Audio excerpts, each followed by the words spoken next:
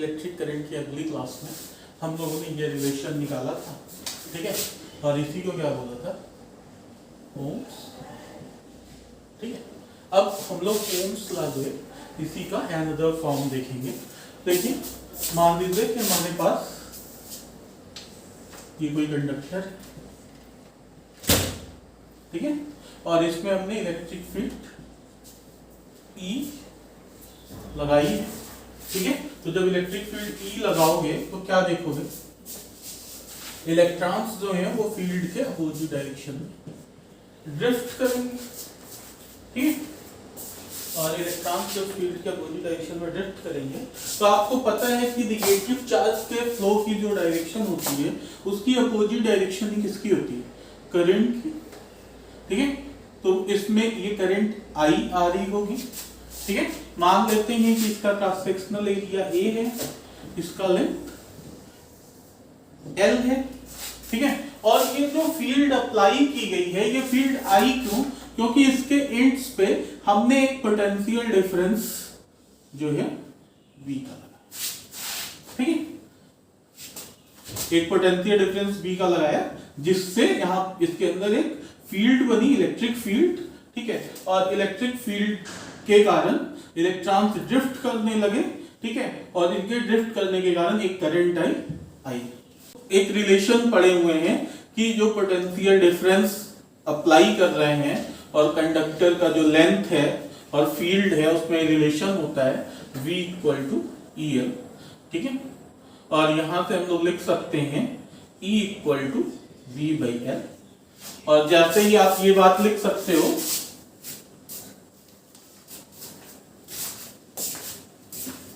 वैसे ही अभी इस रिलेशन में देखो हम करंट डेंसिटी क्या लिख सकते हैं, I/A, ठीक है, करंट पर यूनिट एरिया।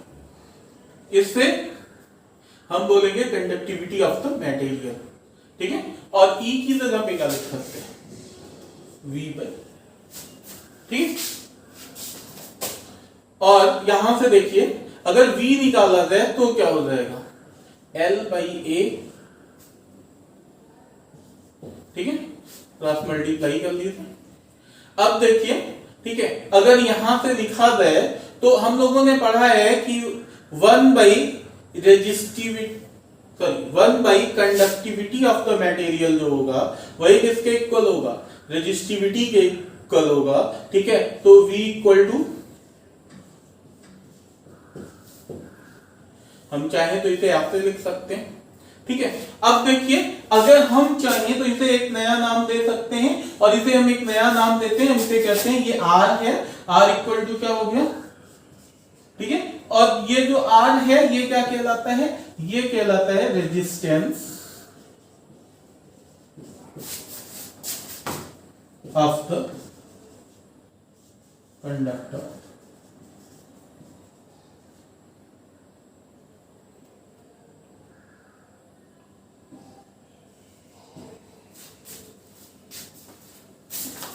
ठीक है। तो रेजिस्टेंस ऑफ द कंडक्टर, अब देखिए कंडक्टर का रेजिस्टेंस, तो यहां से, ठीक है, ये बात आपके समझ में आती है, और रेजिस्टेंस का जो रेसिप्रोकल होता है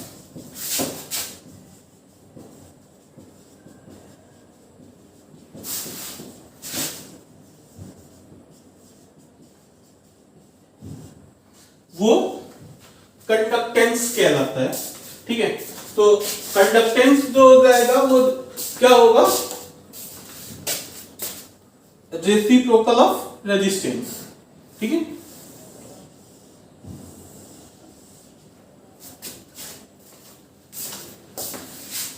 रेजिस्टेंस जो है इसका सिंबल आपको पता चल गया क्या है, कैपिटल R है, ठीक है। तो यहां से अगर देखिए तो हम लोग इसी रिलेशन को क्या लिख सकते हैं, V = I, ठीक है। अब देखिए R जो है वो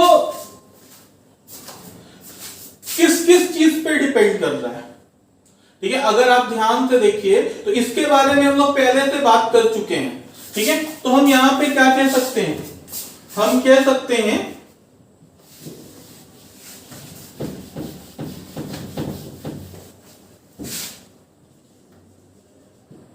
रेजिस्टेंस डिपेंड्स ऑन, किन किन चीजों पे डिपेंड करता है, first length of the conductor,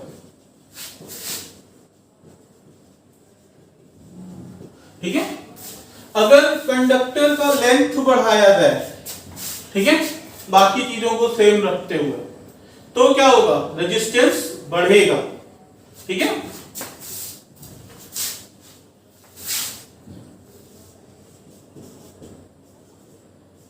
area of cross section,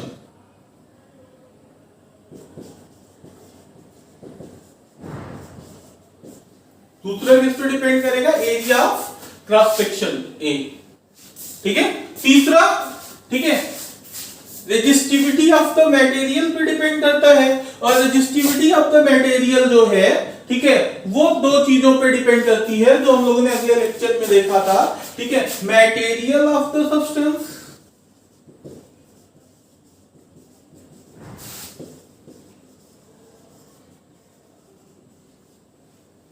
ठीक है, और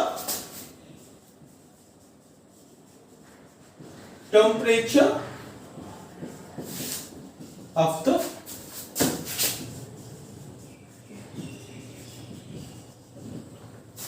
ठीक है।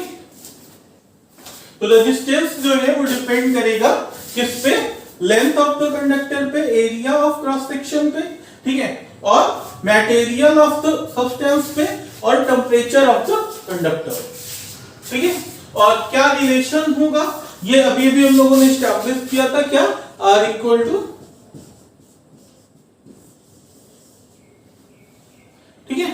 तो यहां से क्या हम कह सकते हैं, हम कहते हैं कि जब लेंथ बढ़ाएंगे, ठीक है, तो रेजिस्टेंस बढ़ेगा, लेंथ घटाएंगे तो रेजिस्टेंस बढ़ेगा, ठीक है, और रेजिस्टिविटी जो है वो तो मटेरियल और टेम्परेचर पे डिपेंड करेगी, ठीक है।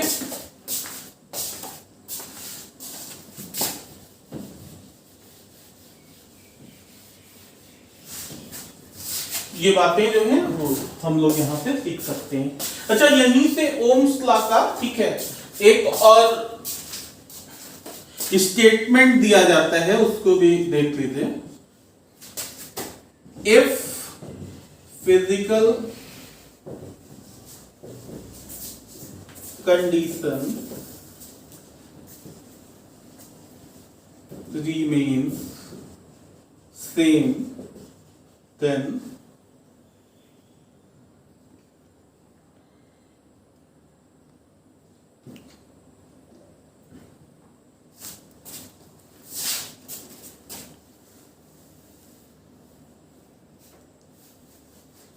current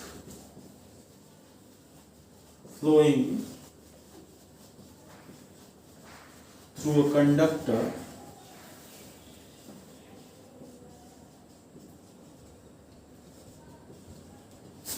is directly proportional to the potential difference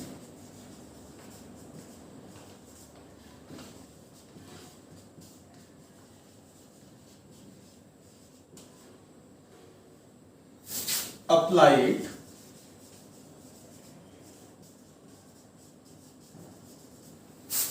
across the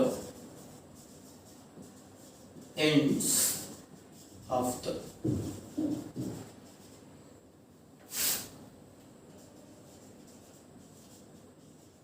conductor, ठीक है। if physical conditions remain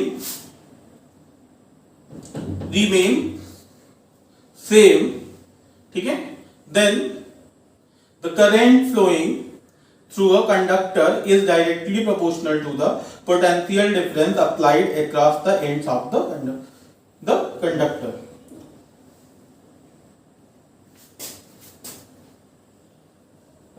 same की जगह कांस्टेंट वर्ड यूज कर लेते हैं, ठीक है। अगर फिजिकल कंडीशंस, ठीक है, समान बनी रहती हैं या कांस्टेंट बनी रहती हैं, ठीक है, तो the current flowing through a conductor, किसी कंडक्टर से फ्लो होने वाली करंट डायरेक्टली प्रोपोर्शनल होती है किसके, the potential difference applied across the ends of the conductor, ठीक है। इस स्टेटमेंट का मतलब क्या हुआ, इस स्टेटमेंट का मतलब हुआ I is proportional to V, और अब हम लोग लिख सकते हैं I equal to V by R, और फिर यही बन जाएगा V equal to I R। Proportionality sign हटाएंगे, कांस्टेंट इंट्रोड्यूस कर देंगे, ठीक है। तो ये एक और रूप हो गया ओम्स लॉ का, और ये स्टेटमेंट हो गया किसका, ओम्स लॉ का, ठीक है। अगर हम लोग V और I के बीच में ग्राफ ड्रा करें, ठीक है, तो ये ओरिजिन से पास होने वाली स्ट्रेट लाइन होगी, ठीक है, और slope of VI graph gives us, ठीक है, इसको यहां नहीं लिखते हैं, ठीक है।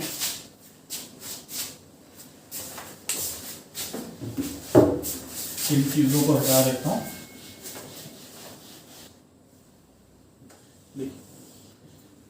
V और I के बीच में अगर हम, ठीक है, ग्राफ ड्रा करें तो ये ग्राफ मिलेगा, और यहां से हम लिख सकते हैं स्लोप ऑफ VI का, ठीक है, VI का जो स्लोप है आप देख सकते हैं, इसका स्लोप जो होगा, ठीक है, क्या हमको मिला है V by I equal to R, तो स्लोप ऑफ VI कर्व हमको क्या देगा, रेजिस्टेंस देगा, ठीक है।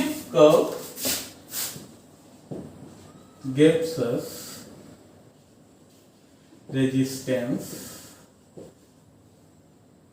of the conductor,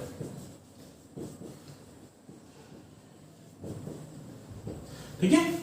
ये क्या देगा, कंडक्टर का जो है वो रेजिस्टेंस देगा। जैसे अगर मैं आपसे कहूं कि ये एंगल 30 डिग्री, ठीक है, तो आप कहेंगे कि ये अगर किसी कंडक्टर A के लिए कर्व ड्रा किया गया हो, ठीक है, तो इसका रेजिस्टेंस R जो हो जाएगा, ठीक है, उसकी वैल्यू कितनी हो जाएगी, इसका स्लोप tan 30 डिग्री हो जाएगा, ठीक है, और tan 30 डिग्री की वैल्यू 1/√3, ठीक है, और ठीक है, यूनिट जो हो जाएगी इसकी वो ओम हो जाएगी। अभी हम लोग देख लेते हैं ये यूनिट कैसे आ रही है, ठीक है। तो अभी तक आपने क्या देखा, देखिए आपने देखा एक रिलेशन हमें मिला है V इक्वल टू IR, ठीक है। ये क्या है यहाँ पे B जो है इस कंडक्टर के एंड के बीच का पोटेंशियल डिफरेंस है, ठीक है, इस बात को समझना है। तो यहां से, ठीक है, R इक्वल टू क्या हो जाएगा, V बाई I, ठीक है। अगर हम लोग लिखे SI यूनिट ऑफ R, ठीक है, ये क्या हो जाएगा, तो देखिए पोटेंशियल डिफरेंस का वोल्ट होता है, करंट का एम्पियर होता है, ठीक है, वोल्ट पर एम्पियर, या फिर, ठीक है, इसी को ऐसे भी लिखा जा सकता है, या फिर इसी को ऐसे भी लिखा जा सकता है,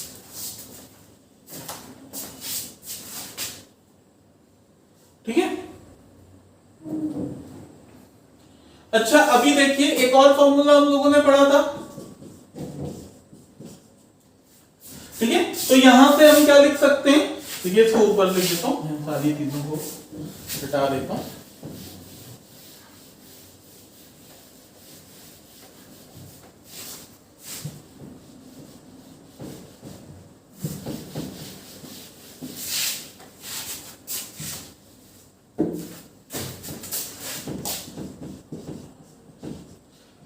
RA by L equal to, इसको ये लिख सकते हैं, तो रेजिस्टेंस की यूनिट आपको पता चल गई ओम, ठीक है, और एरिया का क्या होता है मीटर स्क्वायर और लेंथ का मीटर, ठीक है।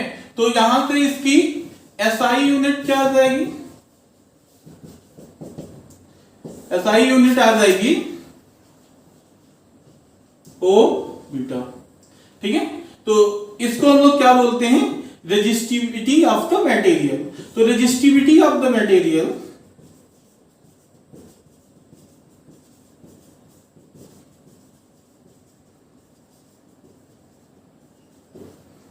ठीक है, या substance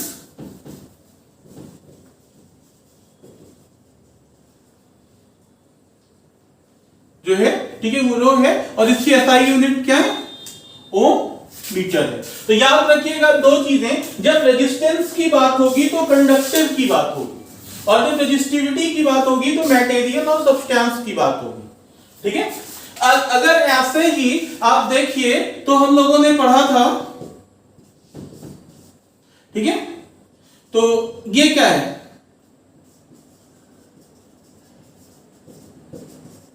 conductivity of the material, ठीक है। तो अगर ये कंडक्टिविटी ऑफ द मटेरियल है, ठीक है, तो एसआई यूनिट, इसकी एसआई यूनिट क्या हो जाएगी, सॉरी एसआई यूनिट ऑफ, ठीक है, 1 अपॉन एसआई यूनिट ऑफ, तो क्या लिख सकते हैं,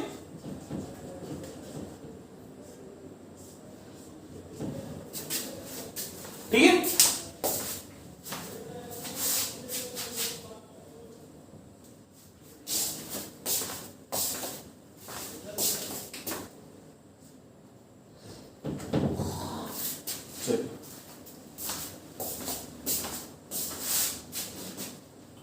अगर इसे देखा जाए तो इसको आपसे भी लिख सकते हैं,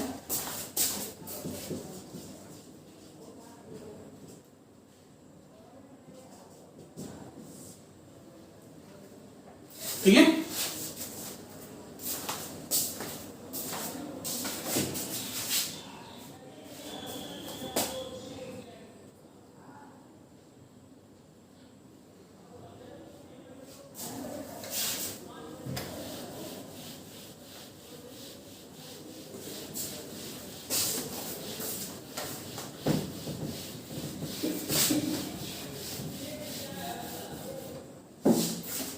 आगे हम लोग क्या कह सकते हैं, देखिए हम कह सकते हैं ओम्स लॉ, अभी जो आपने पढ़ा, is not a universal law, ठीक है। जो ओम्स लॉ है वो यूनिवर्सल लॉ नहीं है, ठीक है।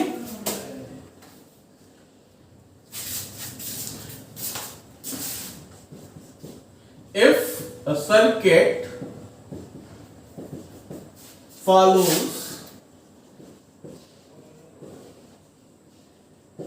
Ohm's law, if a circuit follows Ohm's law,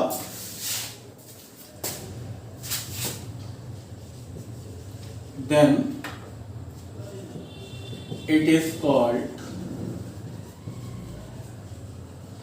ohmic circuit, ठीक है। ओम्स लॉ जो है वो यूनिवर्सल लॉ नहीं है, ऐसा नहीं है हर सर्किट इसको फॉलो करती है, जो सर्किट इसे फॉलो करेगी वो ओमिक सर्किट कहलाएगी, ठीक है। जैसे कुछ हद तक कंडक्टर्स हमारे जो मेटालिक कंडक्टर्स होते हैं, ठीक है, वो ओम्स लॉ को फॉलो करते हैं, ठीक है। कुछ ऐसे भी होते हैं जो ओम्स लॉ को फॉलो नहीं करते, ठीक है। If a circuit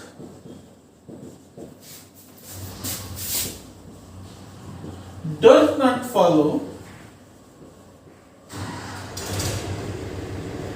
Ohm's law, ठीक है, अगर वो Ohm's law को फॉलो नहीं करती है, then it is called non ohmic circuit, ठीक है। तो वो नॉन ओमिक सर्किट कहलाएगी, अगर ओम्स लॉ को फॉलो नहीं कर रही है तो नॉन ओमिक सर्किट कहलाएगी, ठीक है। अब इस बात को समझना है, ठीक है, कि जो सर्किट्स या जो सब्सटेंसेस ओम्स लॉ को फॉलो करते हैं वो ओमिक सब्सटेंस कहलाते हैं, ठीक है। और जो नहीं फॉलो करते हैं नॉन ओमिक सब्सटेंस कहलाते हैं। ये लॉ यूनिवर्सल नहीं है, ऐसा नहीं है कि सभी फॉलो करें, ठीक है। जैसे डायोड, ठीक है, वो ओम्स लॉ को फॉलो नहीं करता है।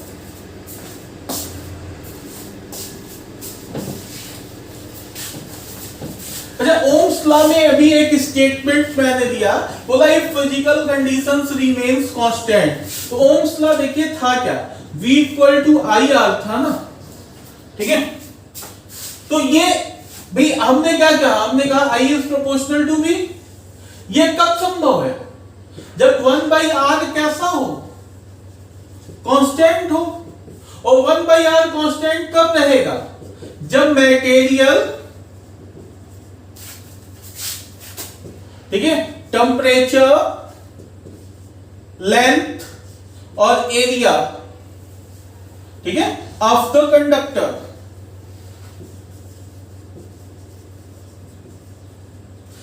चेंज ना हो रहे हो, ठीक है। तो इसी चीज को हमने क्या लिखा, हमने लिखा कि फिजिकल कंडीशंस रिमेन्स कांस्टेंट, ठीक है। जो फिजिकल कंडीशंस है वो क्या नहीं, कांस्टेंट बनी रही, तभी हम कहेंगे, ठीक है, कि ये कंडीशन हो रही है।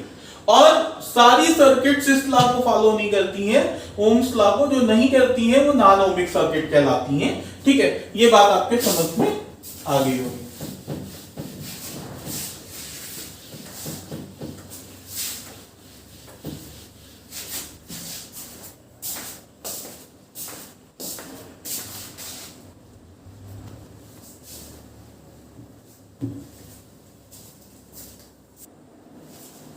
चलिए देखते हैं, मान लीजिए कि हमारे पास ये कोई कंडक्टर है, ठीक है,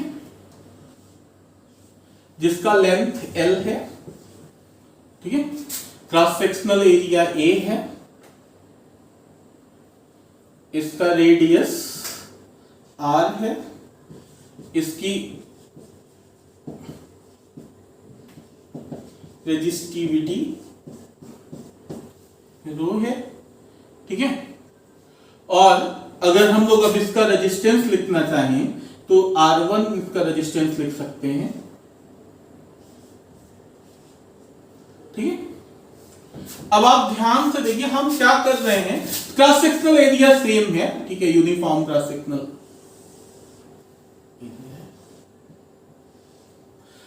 अब हम क्या कर रहे हैं, हम इस वायर को स्ट्रेस कर रहे हैं और स्ट्रेस करने के बाद इसके लेंथ को चेंज कर दे रहे हैं,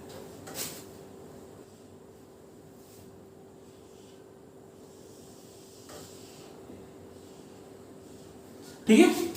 तो चलिए एज्यूम कर लेते हैं कि अभी जो लेंथ थी वो L1 थी और एरिया A1 था और रेडियस R1 थी। तो ये क्या हो जाएगा, ये ऐसे हो जाएगा। अब मान लेते हैं कि इसकी जो लेंथ है स्ट्रेस करने के बाद वो L2 हो गए, ठीक है, इसका एरिया A2 हो गया और रेडियस R2, ठीक है। अब इसका रेजिस्टेंस क्या लिखोगे,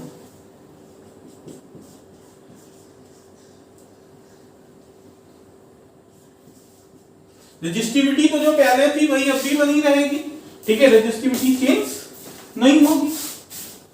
तो अगर हम यहां से लिख रहे हैं, ठीक है, तो देखिए हम यहां पे R1/R2 क्या लिख सकते हैं, ठीक है, R1/R2 हम लिख सकते हैं,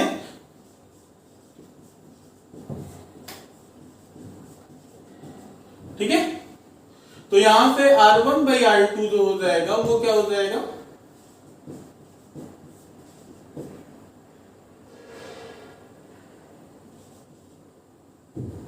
ठीक है। इसको इससे मल्टीप्लाई कर लीजिए, इसको इससे मल्टीप्लाई कीजिए, ये इससे कैंसिल हो जाएगा।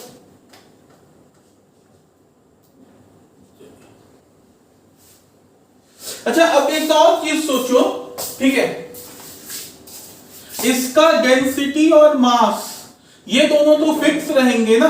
आपने पढ़ा है density equal to mass by volume. अगर डेंसिटी और मास ये मटेरियल के लिए फिक्स है, इस कंडक्टर के लिए फिक्स है, तो वॉल्यूम भी कैसा रहना चाहिए, फिक्स रहना चाहिए। अगर वैल्यू फिक्स है तो हम क्या कह सकते हैं, हम कह सकते हैं A1 L1 equal to A2 L2।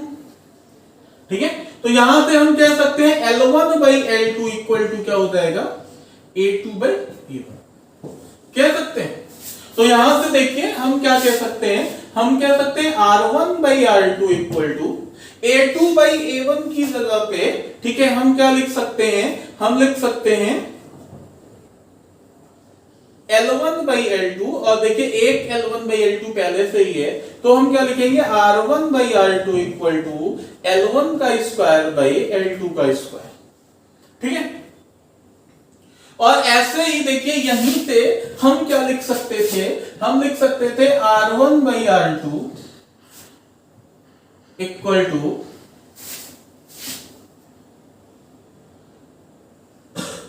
इस बार जो है, ठीक है, हम A2 बाई A1 को ऐसे ही रहने देते हैं, L1 बाई L2 की जगह पे क्या लिख सकते हैं, L2 by A1।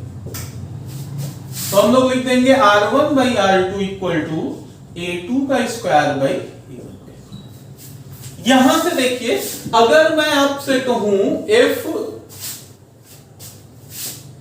L2 equal to NL1, जैसे क्वेश्चन आता है ना कि अगर लेंथ को 2 गुना कर दिया जाए, लेंथ को आधा कर दिया जाए, तो रेजिस्टेंस जो होगा वो नया रेजिस्टेंस क्या होगा। ठीक है, ऐसे क्वेश्चन आते हैं ना, ठीक है, कि अगर हम वायर को स्ट्रेच करके उसके लेंथ को 2 टाइम्स कर दें, ठीक है, तो अब वायर का जो नया रेजिस्टेंस होगा वो पुराने रेजिस्टेंस का कितने टाइम्स होगा। ठीक है, या एरिया को हाफ कर दें, ठीक है, तो जो रेजिस्टेंस है वो पुराने रेजिस्टेंस का कितने टाइम्स हो जाएगा। तो इस टाइप के क्वेश्चंस के लिए देखिए हम क्या कर रहे हैं,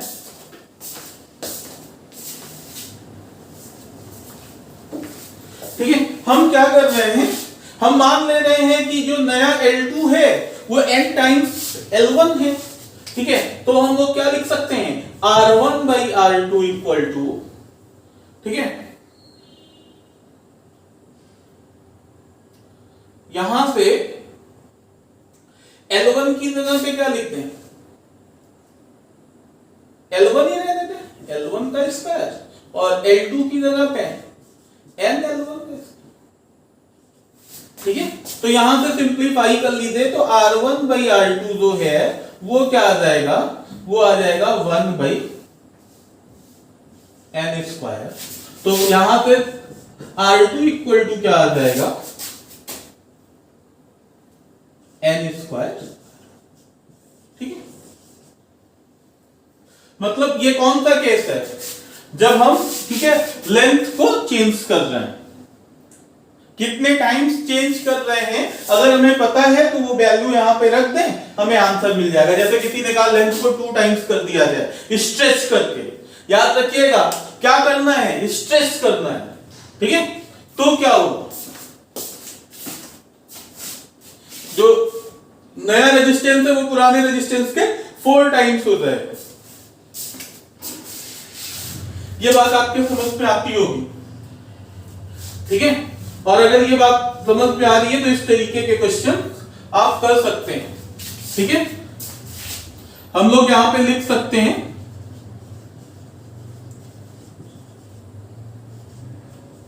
we are stretching the wire. ठीक है, हम वायर को क्या कर रहे हैं, स्ट्रेच कर रहे हैं। ये बात आप लिख सकते हैं।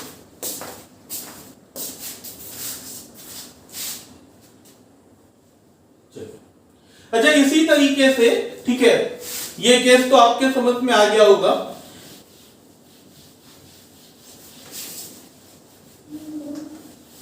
इसी तरीके से अगर यहां से देखा जाए, देखिए यहां पे मैं लिख रहा हूं R1 by R2 equal to A2 का स्क्वायर बाई A1 का स्क्वायर।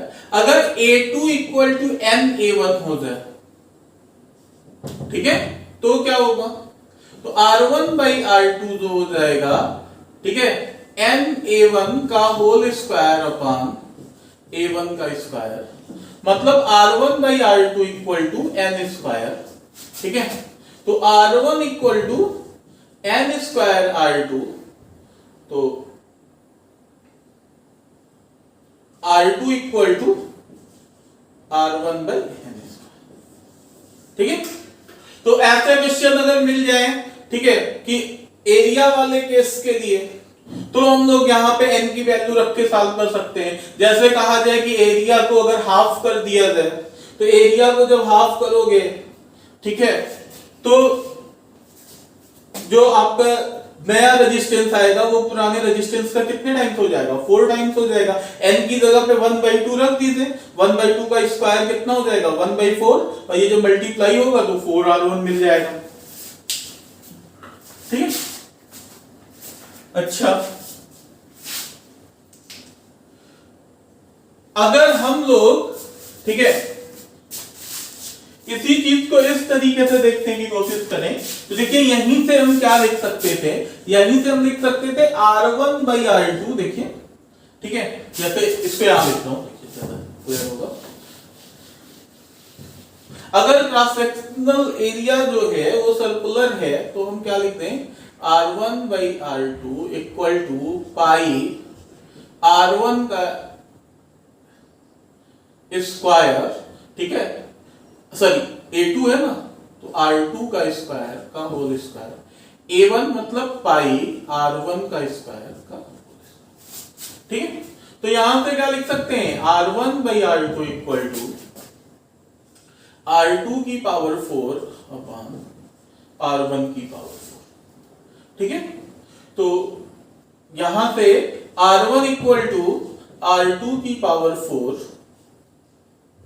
अपान R1 की पावर 4 R2। तो यहां पे R2 इक्वल टू क्या हो जाएगा? R1 की पावर 4 अपान R2 की पावर 4।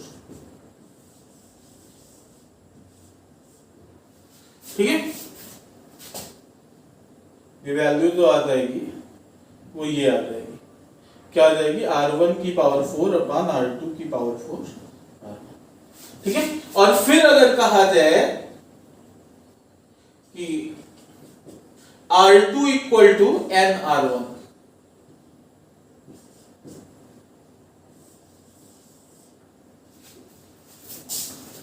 ठीक है, तो हम क्या कह सकते हैं?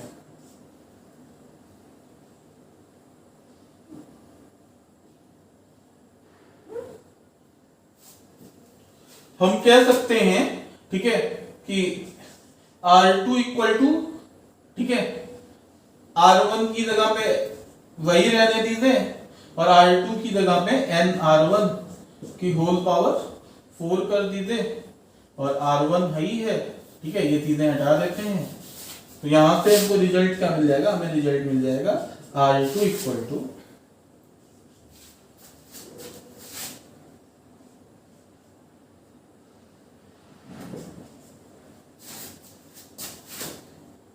1 अपान n की power 4।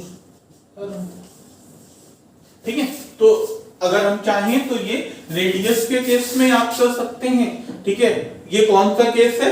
If R2 equal to n R1।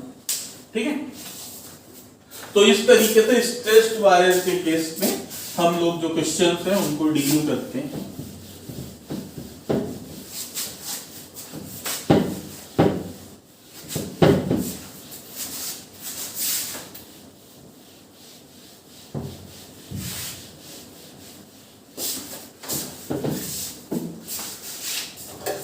ठीक है, चलिए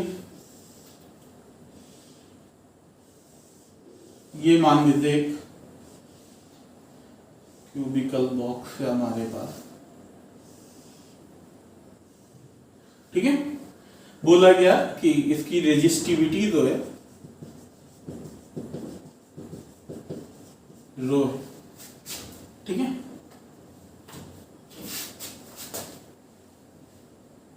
और मान लेते हैं ये वाला लेंथ L है। ठीक है, ये B है और ये हाइट है, और आपसे बोला गया कि इसका रेजिस्टेंस निकालिए। ठीक है, तो अब हम कैसे डिसाइड करेंगे कि किस चीज को हम लेंथ लें और किस चीज को हम क्रॉस सेक्शनल एरिया लें? ठीक है, तो रेजिस्टेंस इस बात पर डिपेंड करेगा कि करंट कैसे फ्लो कर रही है। ठीक है, करंट जिस प्लेन के यहां पे, ठीक है, परपेंडिकुलर है, वो उसको हम लोग क्या लेंगे? उसको हम लोग लेंगे एरिया। ठीक है, जैसे मान लीजिए करंट ऐसे फ्लो कर रही हो इस डायरेक्शन में, ठीक है, तो हम क्या कहेंगे? हम कहेंगे कि रेजिस्टेंस आर जो है वो रो, ठीक है, इस बार जो एल है लेंथ वो एल हो जाएगा और एरिया जो हो जाएगा वो बी इंटू एच हो जाएगा। ठीक है, ये बन जाएगा। लेकिन अगर करंट ऐसे जा रही होती, ठीक है, तो उस केस में रेजिस्टेंस क्या लिखते हैं? अब क्रॉस सेक्शनल एरिया कौन हो जाता है? ये, ठीक है, और रेजिस्टेंस इस केस में हम क्या लिखते हैं? रो। ठीक है, लेंथ आज की क्लास में इतना ही रहने देते हैं, बाकी बातें हम लोग अगली क्लास में करेंगे।